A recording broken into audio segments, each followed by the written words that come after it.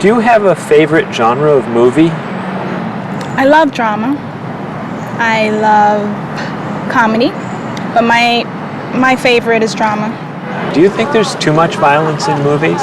I think sometimes some films portray violence a little too graphically, but I feel that if it helps the plot along and there's sort of a point to the violence, then it's okay, but unnecessary violence really turns me off.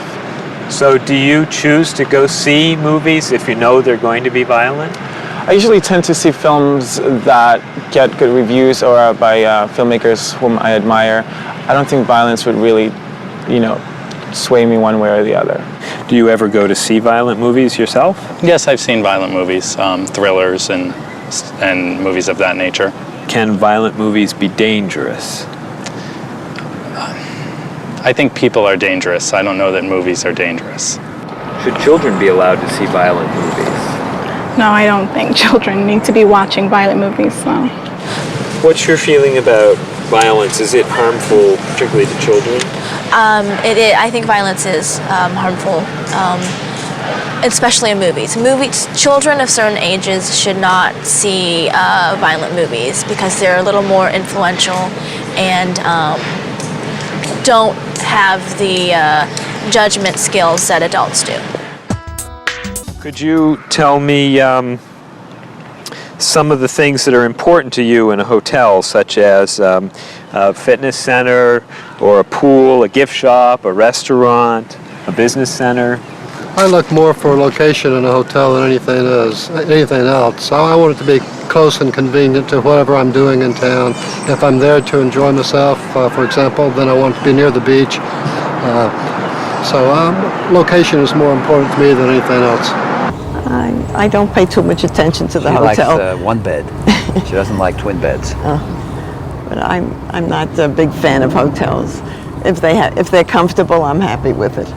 When you stay in a hotel, do you use room service? No, I try not to use room service because I like to get out and see a little bit of the town or the city that I'm staying in. Thinking about a really good hotel experience, could you tell me about that? Really what makes a hotel special is are the people who work there. If people there are very nice and friendly and people say good morning and know you by name, and they when you come back to the hotel they greet you and they ask you how your day was, and they just make the difference. If when I stayed in a hotel I had a bellman bring me flowers that were left over and put them in my room, and those are those little touches that I think make your experience or you stay in a hotel much more pleasant than when you just stay anywhere else. How about a worst hotel experience? Well, I have had experiences on more than one occasion where I've been in a room next to people that are rather noisy, and so that can be a distraction, especially when you've got to be up early in the morning. Who are you most like in terms of personality? My mother. And why do you say that? Outgoing. She smiles a lot. Do you have any brothers or sisters? One brother, 3 sisters. Okay, and how are you different? Is, say, one more extroverted than the other or more introverted? Well, I'm quiet, calm. I don't really get excited over things and just take it easy. I don't let things bother me a lot. While my sisters, they will get excited and get upset, and so I'm not like that. Okay, how about first children? Do you think that they have certain traits that they share? Well, I think my brother, being the oldest and the only boy, was allowed to get away with things a lot more than my sister and I. And what I mean by that is, as the oldest and as a boy, he was able to go to concerts at an earlier age than my sister or I. He kind of got out of household duties that my sister and I had because he was babysitting us. And how about if you're the last in a big family? Do you think that you get special benefits from that? Yeah, you get clothes. What about birth order? Do you think that makes a difference who's the oldest and who's the youngest? I don't think so. Not important. I don't think it's important. It's just the personality. Could you tell me some of the things you use the computer for? I use my computer every day at work to make schedules. I do a lot of that at my job. Also to email friends and co-workers about things that need to get done for the day. Would you say you're a computer addict? Yes, I am a computer addict. Okay. How about just overall time spent on the computer? I think it kind of depends on what you're using the time for. Because if you're doing, research for projects and things like that, spend as much time as you like on the computer, because it's easy and it's fast. So. But how about games and surfing and chat? I don't know. I mean, it's probably about the same as television. Too much of it just isn't a good idea. I mean, when you can get outside and enjoy the city. Do you think children should be allowed to use the internet? With guidance, I think they should be allowed to use the internet.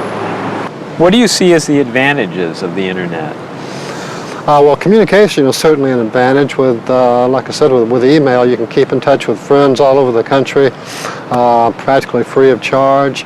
Also, the wealth of knowledge that you can pick up. You can ask the computer with your search engines any question at all and come up with thousands of answers. You have to choose the one you like.